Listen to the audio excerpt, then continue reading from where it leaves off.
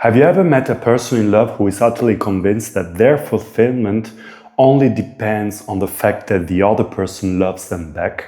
To them, the only solution is for the other person to fall in love with them. But that will never happen because the dance in this scenario is always the same, the one person who chases and the other person that runs away.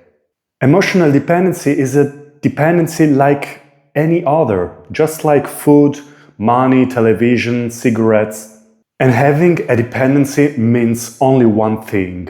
I do not govern myself, but there is somebody or someone else who governs me. Listen to me, if you are a prisoner of this, your mind automatically resorts to two primarily kind of ethics. The first ethic is the total submission. You try to win the other person's benevolence. They dominate me, so I will submit even more, hoping that this way they will be kind to me. Yeah, beautiful, right? Works like a charm. And the second ethic is the internal rage. Naturally, while you are executing the first strategy of total submission, another part of you gets absolutely pissed. It gets angry at the other person, but above all, it gets angry at you for being so stupid. Reality check. Nobody is immune to this mechanism. You can be a famous surgeon, a well-known journalist, or a magistrate. It functions exactly the same way for everyone. In fact, what makes you despair is that today in many societies, hell, in all societies, people make careers by exploiting this very concept. Even in politics, we are directed by people like this. What did Gandhi tell the Indians? He said, we must free ourselves from our dependency on England, but he immediately added that this was merely the external dependency.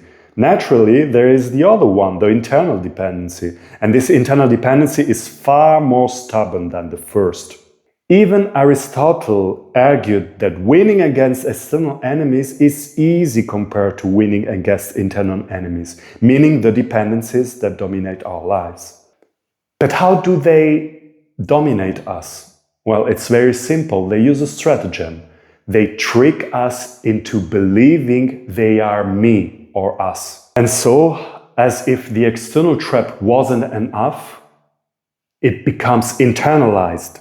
And because of this, I can move away from the person I am dependent on, but I continue to depend on the inside. Ironically, it is sometimes better to depend on something outwardly, because at least I can blame someone else. So what is it actually that dominates me? Is it anger? Is it fear? Is it sadness? Because in any case, I am dominated by an emotion. And where am I? I am right here. I'm a prisoner. Now, step by step in my channel, I'm going to show you the access points of the ego. Because the more we know them, the more we are capable to dismantle them. The very first thing to do is to escape separative thinking and recover dialectical thinking.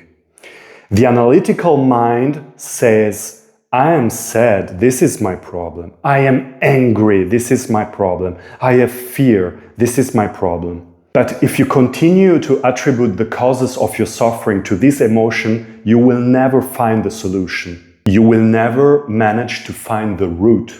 Because the dialectical gestaltic thinking of the right brain health makes you understand in a single second that the dependency itself is your problem. How did ancient African, Asian, and Native American peoples think? They used Ubuntu and karma, which is dialectical thinking. I am like this because you are like this, because she's like this, because the trees are like this, because the sky is like this. And children think exactly like this until a certain age.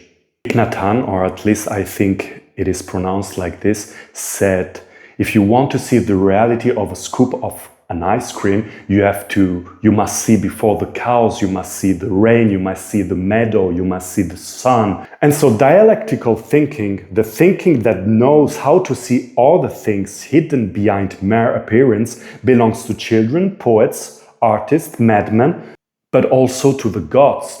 When we think separately and anatically, We are trapped in binaries. We say either this is right, this is wrong. Thinking dialectically means connecting the right hemisphere with the left hemisphere. It means observing the whole, but always from two or more different perspectives simultaneously.